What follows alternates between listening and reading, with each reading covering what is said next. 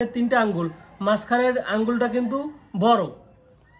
আসসালামু আলাইকুম ভিউয়ার্স, সবার কি অবস্থা? আশা করি সবাই ভালো আছেন এবং সুস্থ আছেন। আপনাদের শখের কবুতরও ভালো আছে। তো ভিউয়ার্স, আজকের ভিডিওতে যে বিষয়টা নিয়ে আলোচনা করব, কবুতর আমরা পালন করি, অনেকে শখ করে, অনেকে আবার পালন করেন লাভবান হওয়ার জন্য।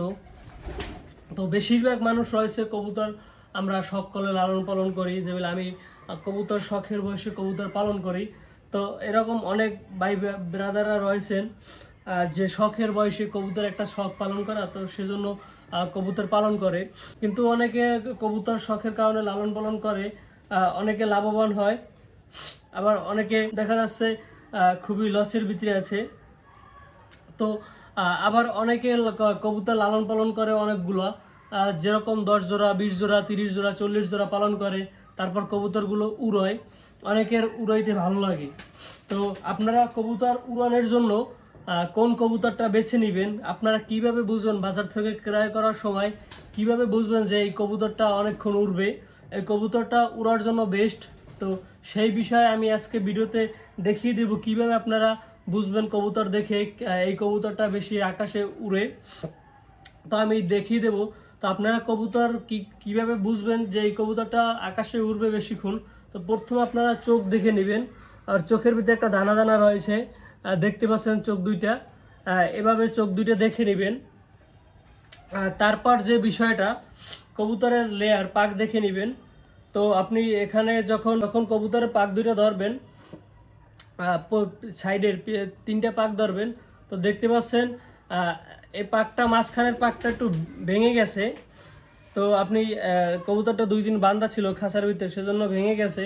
তো এই মাঝখানের পাকটা, মাঝখানের যে দেখিয়ে দিচ্ছি, আপনারা ভালোভাবে না বুঝলে, এই যে 3টে প্রথমের পাকের শেষ 3টা পগার কিন্তু মাঝখানের পগারটা বড় থাকবে এবং সাইডের পগার দুইটা এক সেম থাকবে, সেম লম্বা।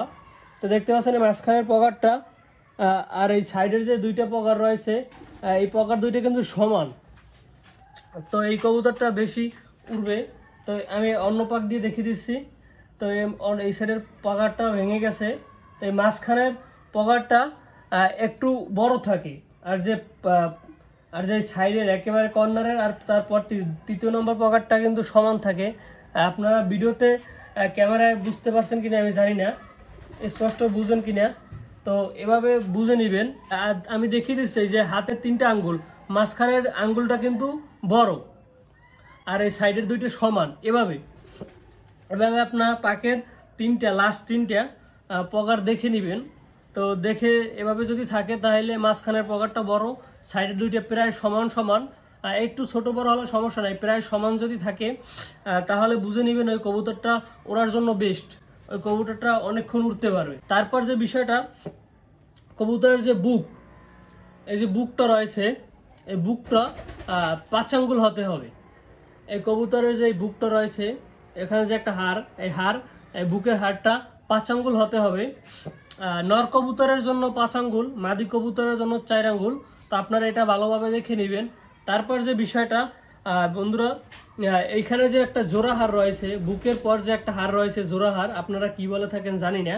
তো ওই জোড়া হাড়টা অনেক কবুতরের দেখবেন 1 আঙ্গুল পর থাকে, আবার 2 আঙ্গুল ফাঁক রেখে জোড়া হাড়টা থাকে।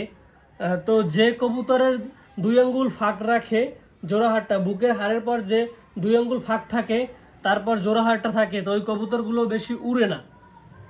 আর যে কবুতরের বুকের হাড়ের পর 1 আঙ্গুল ফাঁক থাকে, ওই কবুতরটা ওড়ার জন্য পারফেক্ট, ওই কবুতরগুলো বেশি উড়ে আকাশে। তো আপনারা এভাবে বুঝে নেবেন যে এই কবুতরটা, আমি যে কথাগুলো বললাম ওই দিকগুলো দেখে নেবেন কবুতরের, তাহলে বুঝবেন আপনারা যে এই কবুতরটা ভালো আকাশে উড়বে এবং উড়ার জন্য বেস্ট। অনেকেই কবুতর শখ করে আকাশে উড়িয়ে থাকেন, তো সেজন্য আপনারা এভাবে কবুতর বাজার থেকে দেখে শুনে ক্রয় করবেন, তাহলে আপনার কবুতরগুলো আপনি আকাশে উড়াতে পারবেন। তো ভিউয়ার্স, আজকের ভিডিও ছিল এইটুকু। যদি ভিডিওটা ভালো লাগে থাকে, আমাদের চ্যানেলটা সাবস্ক্রাইব করে আমাদের পাশে থাকুন সবসময়।